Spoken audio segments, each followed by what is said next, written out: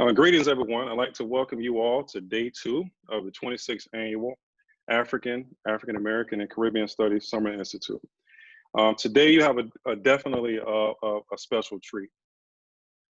When we start developing our program and trying to come up with a very intentional theme for this year's Institute, we chose to go with integrating African and African American studies from contributions to social action. That theme is based around and predicated on Dr. James Banks' levels of multicultural education reform and also the approaches to multicultural education.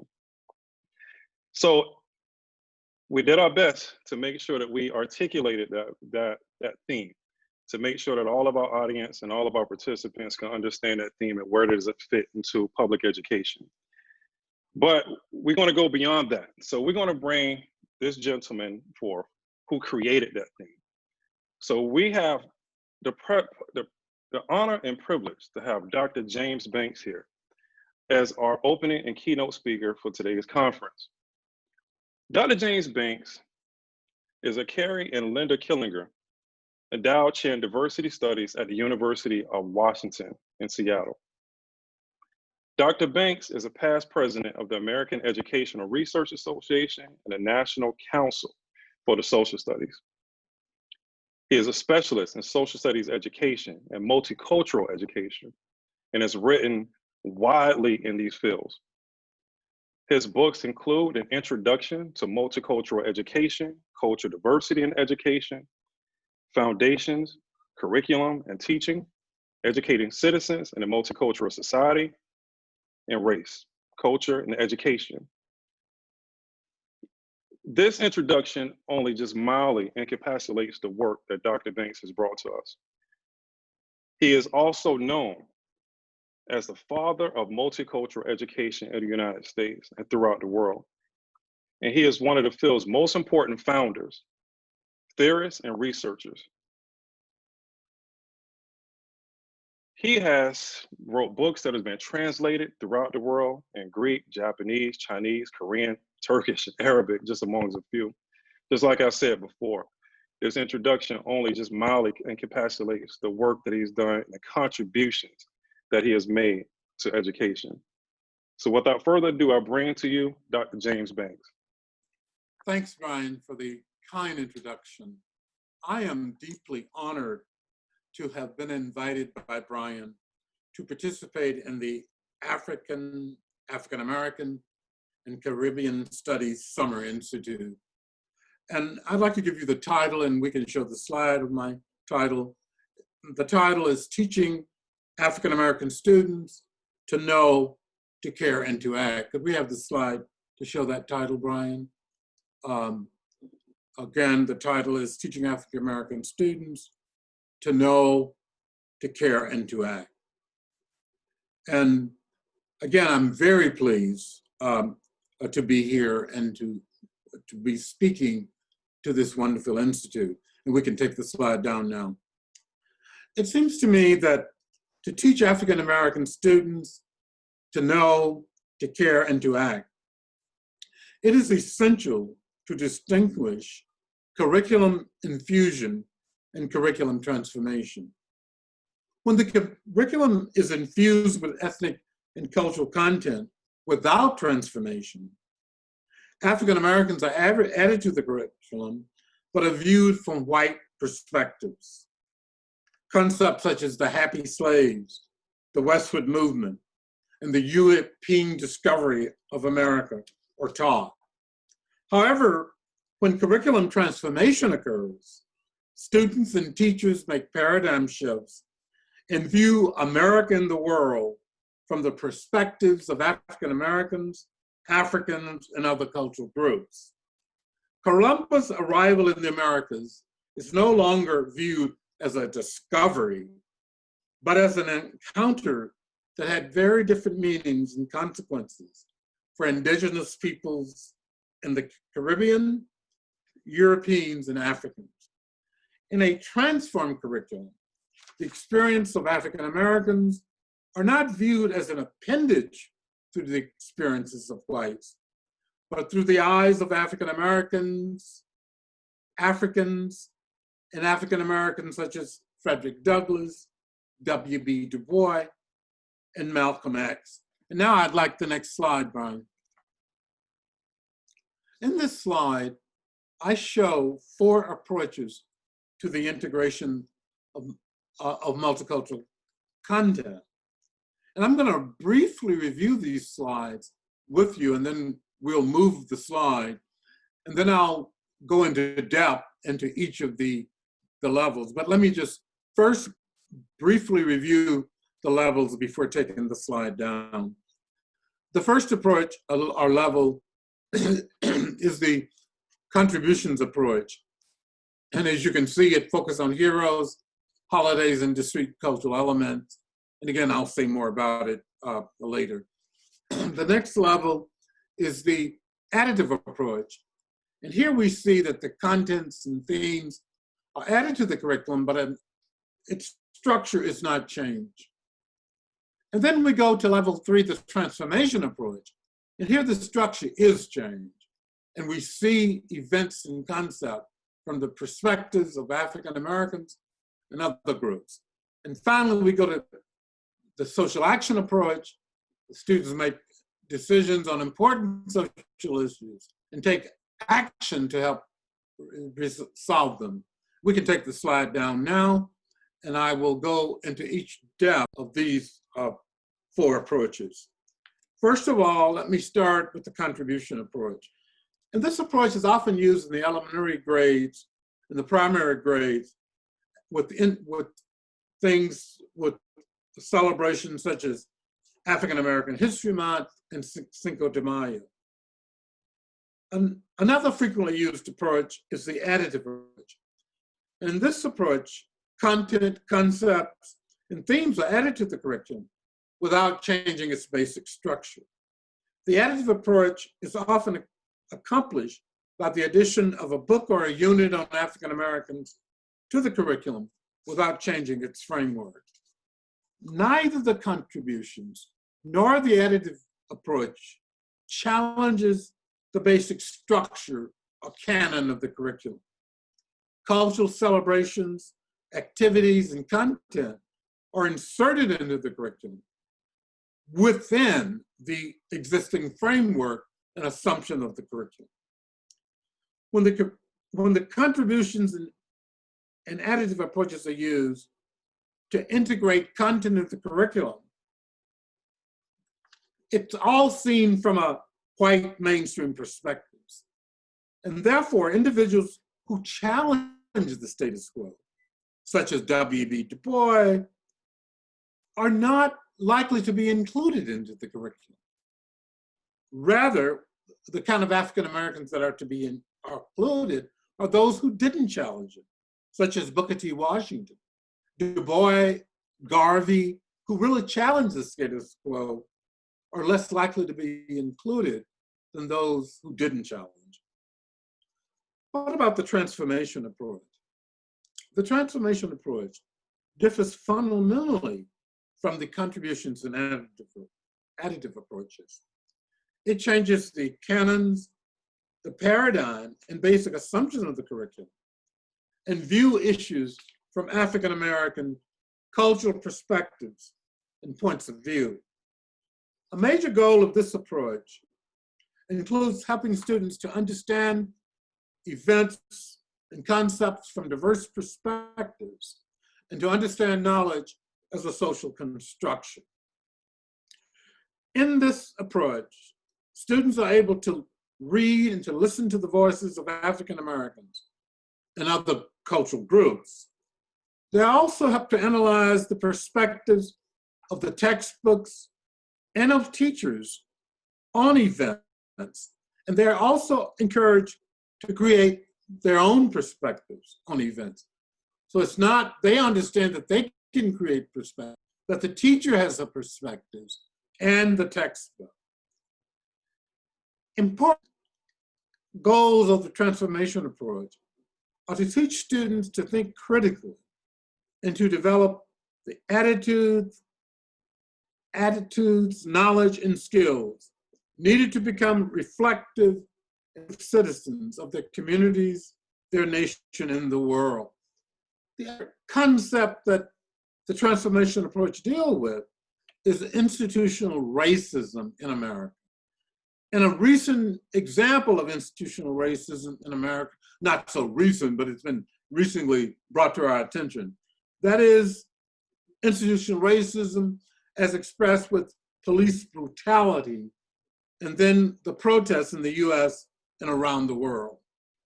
The transformation approach includes a discussion of institutional racism and structural racism in the United States, as exemplified in the murder of African Americans such as George Floyd, Ahmaud Arbery, and Breonna Taylor by police, as well as discussion of the protests that have been taken place in the United States, as well as in many other nations. We can see the slide, the next slide, please, where I've shown George Floyd in the protest.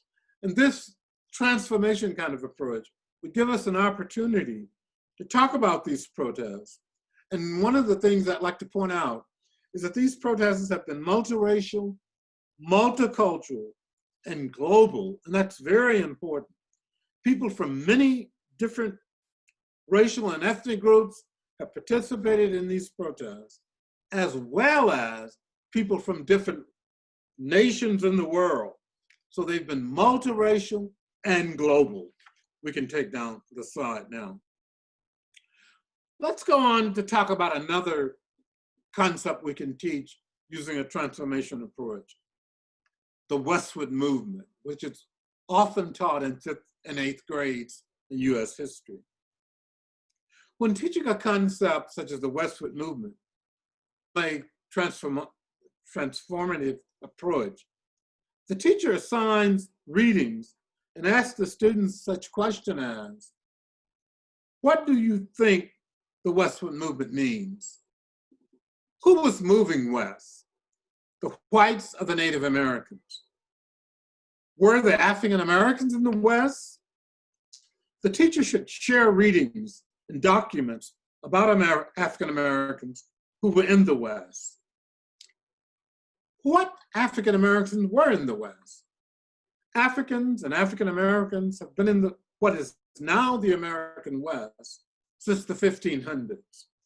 In 1539, Esteban, or Estepanico, a North African, was part of an expedition from Mexico into the far north of colonial Mexico.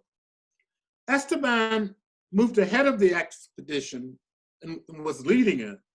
And he was killed at a Zuni town just east of the present-day border of Arizona and New Mexico.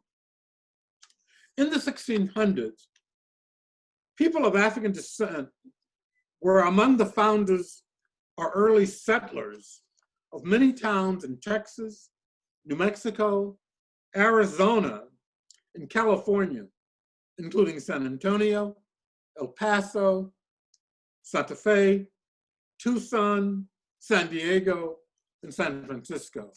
The next slide, please. There were Black cowboys in the livestock industry before emancipation. Nat Love, who we see in this slide, was an African-American cowboy and former slave in the period of the Civil War. He was one of the most famous Black heroes of the Old West. We can take this slide down now. Bill Pickett was another Black cowboy and Wild West performer and actor. Excellent references on Blacks in the West are shown in the next slide. In this slide, we see 3 books on the West. And I won't read all of the citation, but just some of it. The first book is Black Cowboys in the American West, on the range, on the stage, behind the badge. Another book I recommend is William Loren Katz, The Black West, a documentary and pictorial history of the African-American role in the westward expansion of the United States. And a final book that's a powerful book, and one of my favorite books, is by Isabel Wilkerson called The Warmth of the Suns, the epic story of America's Great Migration. This is an excellent book about the Black migration from the South to the West and other parts of the United States after World War II. And I didn't realize that I was a part of this Black migration until I read her book. I migrated from the Arkansas Delta, Marion, Arkansas, in 1960 after I finished high school to Chicago. So we can take that slide down. I'd like to talk about the fourth approach, which is the social action approach. The social action approach extends the transformative approach by enabling students to pursue projects and activities that allow them to make decisions and to take personal, social, and civic actions related to the concepts, problems, and issues they've studied. After they've studied the unit on different perspectives on the westward movement, the students might decide that they want to learn more about Blacks in the West, take some action related to Blacks in the West. And one possible action is that the students might compile a list of books about African Americans in the West. The next slide, please. In this slide, we see three of the major goals for the multicultural curriculum: to teach students to know, to care, and to act. And that's really coming back to the title of this lecture. A major goal of the transformative curriculum is to teach students to know, to care, and to act. And they need all three. Knowing is important, but it's not a know and not act, as we saw in Germany during the Holocaust. Germany was one of the most knowledgeable societies on earth, and yet we had the Holocaust. People also need to care. And also, but to know and to care, it's not enough. People also need to act. So we need to teach students to know, to care, and to act. And we can take down that overhead. Knowing is really, let me start by talking about knowing. And to talk about knowing, one of the points I want to make is that when we are talking about knowledge and teaching kids to know, when we talk about knowing, we need to put the voices of women in the curriculum, because Black women have been as absent, they've been as absent in the Black studies curriculum as they have been in the white curriculum. Next slide, please. When we talk about knowledge and putting women in the curriculum, we have to include women in the curriculum, such as Ella Baker, Fannie Lou Hamer, and Daisy Bates. We hear a lot about men in the civil rights movement, such as Martin Luther King and Andrew Young, but very little about women such as Ella Baker. Baker, for example, practically ran the Southern Christian Leadership Conference behind the scene, but the men get the credit, such as Andrew Young and Ralph Abernathy. Next slide, please. In the next slide, we see Rosa Parks. She's a perfect example of the kind of women we need to add to the curriculum. On December 1st, 1955, Rosa Parks was arrested for refusing to give up her seat for a white writer. And what does Rosa Parks have to say about that? She writes, "People always say that I didn't give up my seat because I was tired. But that isn't true. I was not tired physically. I'm no more tired than I usually was at the end of a working day. I was not old, although some people have an image of me being old then. I was 42. No, the only tired I was tired of giving in." And we can move that slide. Then we also need to really have paradigm shifts in the curriculum. We need to reimagine, to rethink, and to re-envision the United States. And we're not ready for that slide yet.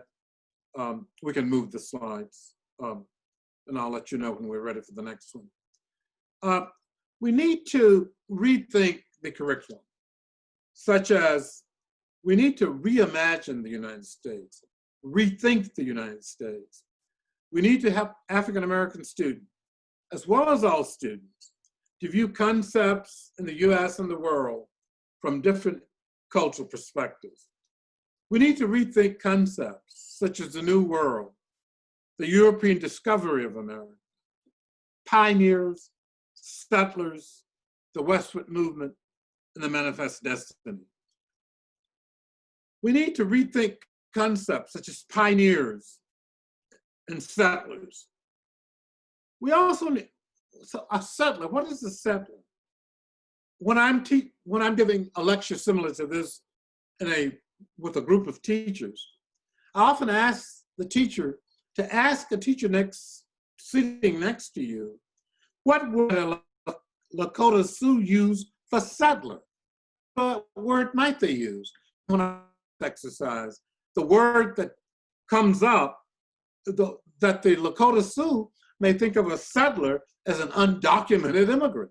That often comes up when I do this exercise. Tony K. Bambara said that we are at war over the truth and that we have a responsibility to tell the truth. Richard Wright, the revisionist Western historian, in a book called It's Your Misfortune and None of My Own, A New History of the West, he writes, the first Europeans to penetrate the West arrived neither as conquerors nor as explorers. Like so many others history has treated as discoverers, they were merely lost. And also this notion of discovery makes me think of the Dick Gregory joke. He said the man who stole the Cadillac told the police officer he discovered it. And it makes me think all of us, if we walk out to the parking lot today and to get our car and we'll just and find out that it's been discovered, how would we feel? So I think we got to rethink notion of discovery, of pioneers and settlers. We also have to rethink the westward movement. What is the meaning of the westward movement? Westward to whom? It wasn't west to the Lakota Sioux. It was the center of the universe. It wasn't west for the Alaskans, it was south. It wasn't west for the Mexicans, it was north.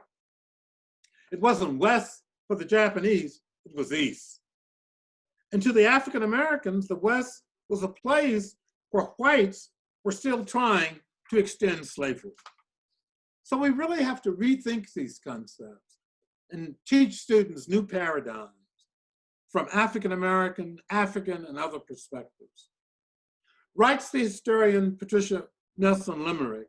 She writes, and I quote, the Mexicans came north, the Chinese and the Japanese came east, the Alaskans went south, the Native Americans tried hard to stay put. They fought to stay where they were. They did not want to move. We need to add African American perspectives to the curriculum in order to have a history of the United States that gets closer to the truth of what actually happened. In his famous essay, A Talk to Teachers, which was delivered extemporaneously to a group of teachers in New York City in 1968, James Baldwin said, if one managed to change the curriculum in all schools so that Blacks learn more about themselves and their contribution to this culture, you would be liberating not only Blacks, you would be liberating white people who know nothing about their own history. And the reason is that if you are compelled to lie about one aspect of anybody's history, you must lie about it all. James Baldwin, A Talk to Teachers, which I will end this lecture with another quote from is one of my favorite documents and writings, which I recommend that you read. And it's reprinted in his last collection of essays called The Price of the Ticket. Add that to your reading list. To know, to care, and to act. We also need to teach students to care. Knowing is not enough. We need to care. Horace Mann, in his commencement address in Antioch College in 1859, he told the students, be ashamed to die until you've won some victory for humankind. Margaret Mead said that a handful of thoughtful, committed people can change the world. Indeed, it is the only thing that ever has. To know, to care, and to act. We also need to teach students to act. Knowing and caring is needed, but not sufficient. Dante said that the worst place in hell is reserved for those who in times of great moral crisis take a neutral stand. Edmund Burke said that the only thing necessary for the triumph of evil is for good men and women to do nothing. Could we have the next slide, please? In this slide, you see Marion Wright Edelman, Audre Lorde, and Gloria Steinem. Marion Wright Edelman, thinking about acting, and she's to the left, she said that service is the rent we pay for living. It is the very purpose of life, not something you do in your spare time. Audre Lorde in the center here said that your silence will not protect you. And Gloria Steinem to the right said that the root of oppression is the loss of memory. Next slide, please. Martin Luther King Jr.'s life exemplified knowing, caring, and acting. He was a transformative leader. King, in one of his last speeches, said, "It is my deep conviction that justice is indivisible, that injustice anywhere is a threat to justice everywhere. For those who tell me I'm hurting the civil rights movement and ask, don't you think that in order to be respected and in order to gain support, you must stop talking against the war? I can only say that I'm not a consensus leader.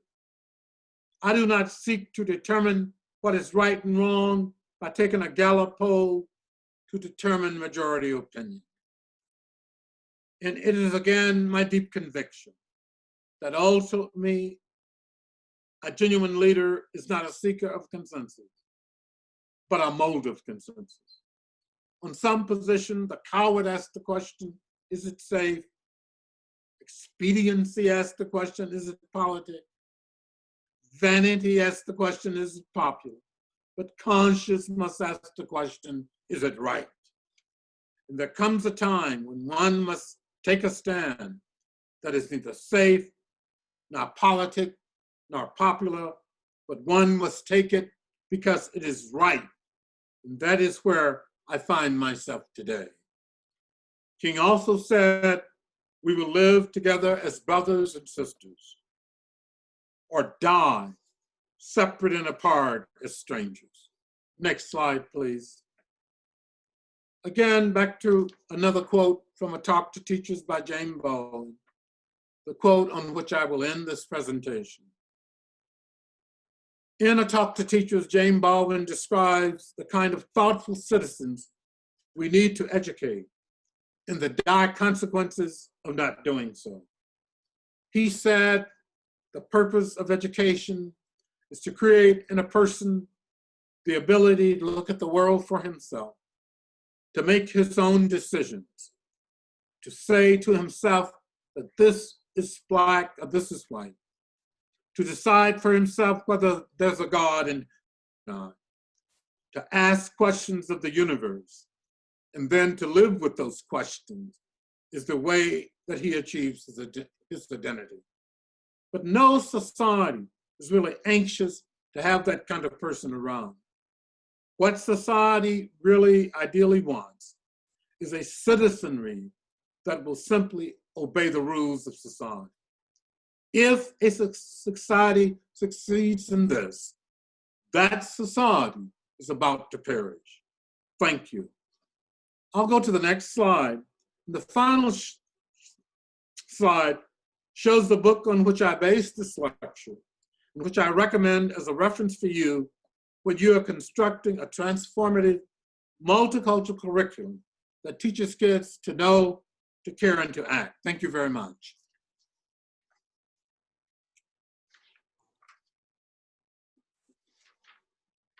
Dr. Banks, we thank you.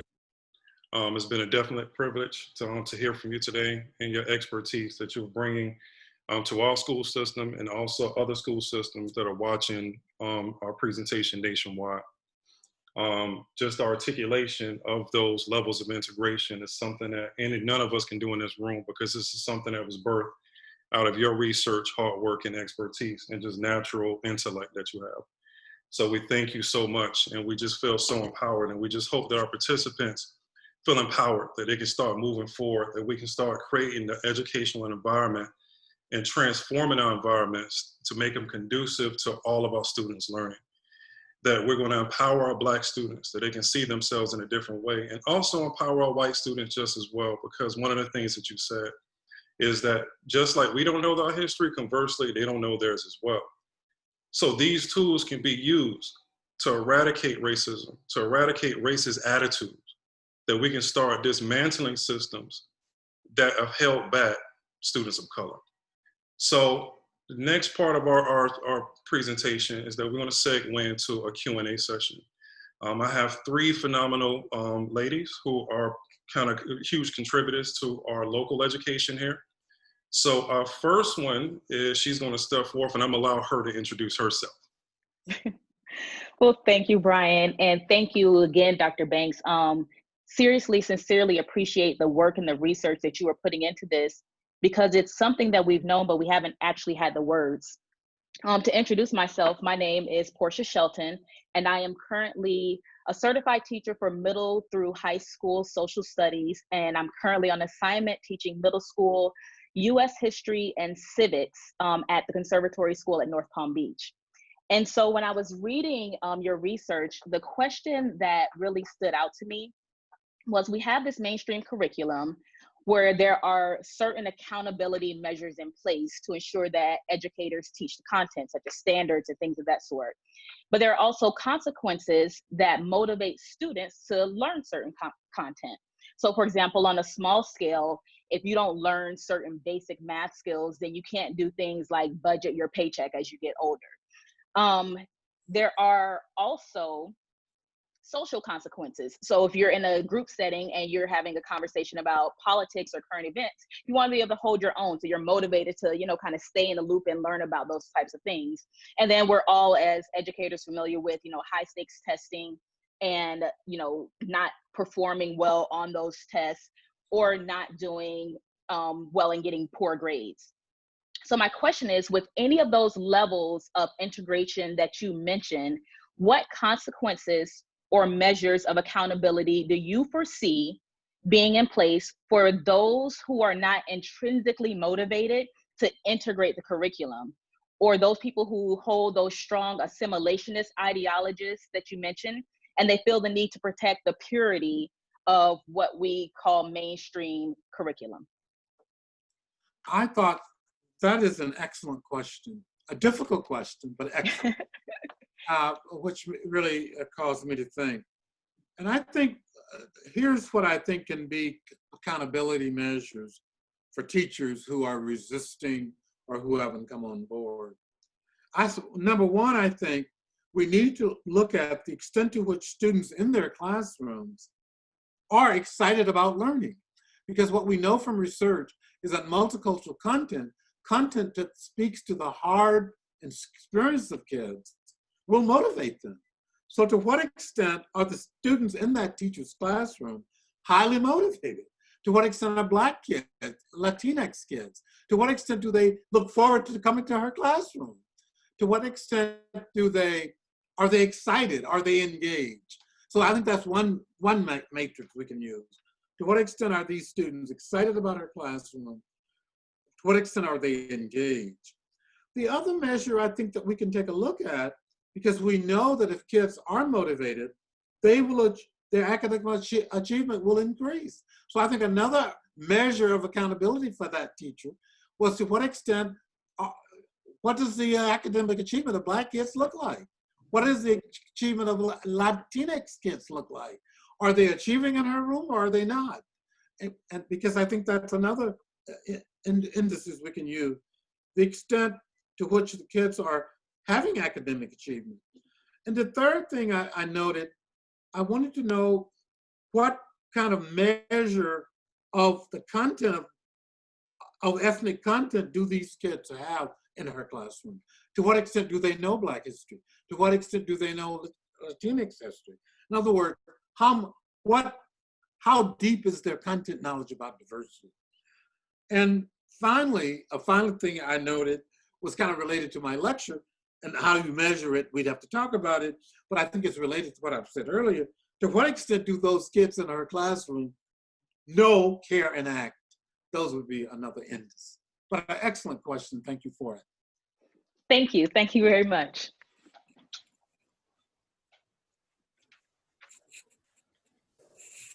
So I will just jump in. Is that okay, Brian? Yeah, please do. Jump in. Okay. All right. So hello, Dr. Banks. My name is Dr. Bianca Nightingale Lee. I am an assistant professor at Florida Atlantic University in the Department of Curriculum, Culture, and Educational Inquiry. I am so excited to be with you today. I have followed your work for my entire career, so it truly is an honor and a pleasure to interface with you. So with having said that, I don't want to take up too much time. I'm going to jump right into my question. So in your work, you speak to the idea of ideological and political resistance as formidable barriers to true multicultural education.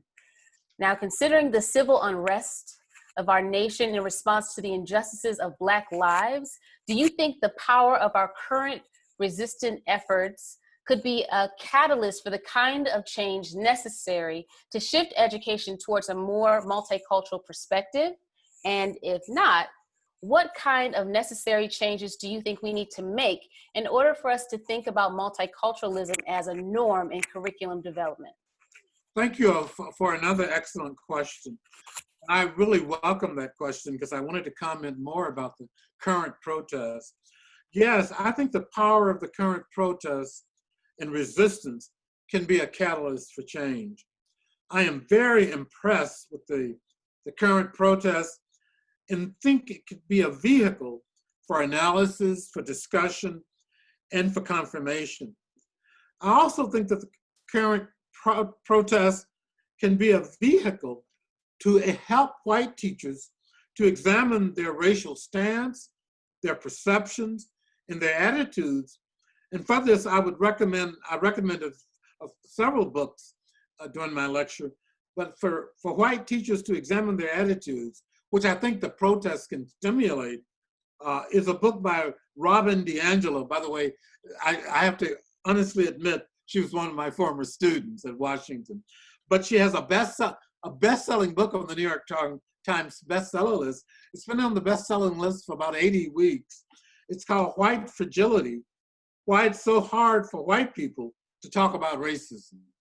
And I think that a book like that, along with the protests, can, yes, be an excellent stimulus to encourage all of us to think about our racial attitude, to think about affirmation and affirming our commitment to diversity. I just look at those protests. I have just been so excited about them. They've given me more encouragement than I remember in a long time. Because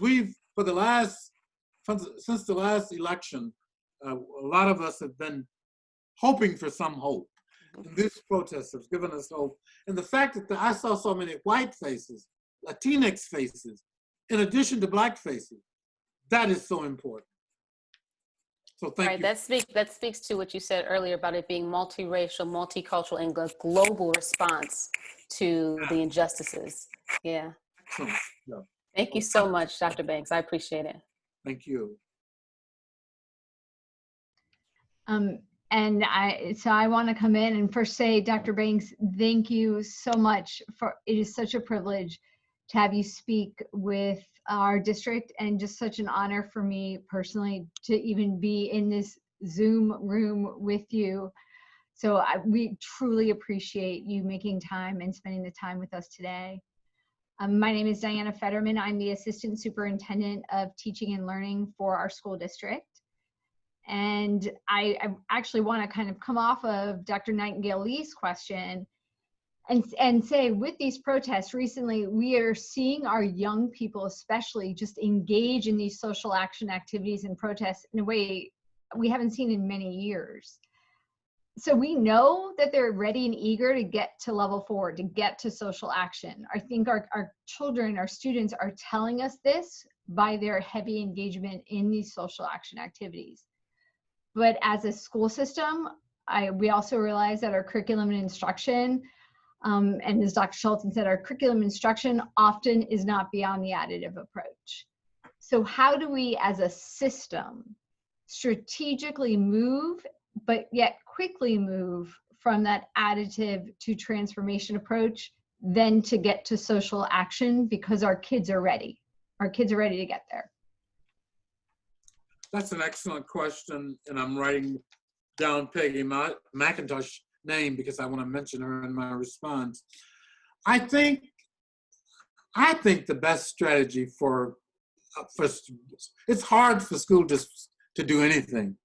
It's hard to move systems. It's hard to move any kind of system. What I think you do, and that's why I wrote down Peggy McIntosh's name. I think, but within every school that I've worked with, there's a core. There's at least 2 or 3 teachers who are ready to move. So I think you start by identifying those 2 or 3 teachers who are ready to move and creating a kind of working group of them, a mutually support group. And therefore I recommend the work, and in addition to my own publication, the work of Peggy McIntosh. And I have a new book from Routledge, and so does Peggy McIntosh. I don't have the title, but you can get it from Amazon. And where Peggy has worked many around the world, around the nation at least, having teachers come in to share what they're doing, and then that brings in other teachers. So I think you can't start with folks who don't want to do it. You identify the small core that are ready, and you start maybe a reading group or a work group where they share. So I very much recommend kind of a mini approach, starting with a group of teachers who are ready. Maybe they could read a common book, or maybe they could start with my little book, Introduction to Multicultural Education, Robin DeAngelo's. Robin's book you wouldn't start with. It's a little hard on the novice teacher, but start with something nice like my book. My book, Introduction to Multicultural Education, is not threatening. Then move to Robin later. But I think you start with the teachers who are ready, and then you move outward. And by the way, you're never going to reach them all. There are some people who you won't reach. I learned that after 50 years of teaching at the University of Washington, that some you'll never reach. But there's always a core that's ready to move. Sometimes it's very small. Sometimes it's 1 or 2. But start with them, and I think we can move from there. Other questions? Thank you. Thank you for the question. Dr. Banks, I think that concludes our questions for today. And again, I can't thank you enough. And I definitely, want to echo, Dinah's sentiments that it's a privilege to have you here to assist us with this work and help us lead this work in our district. And I'm just going to close out with a few things. And I've said this throughout all of our presentations, and so our participants may be sick of hearing me say it, but we need to definitely go create a new normal.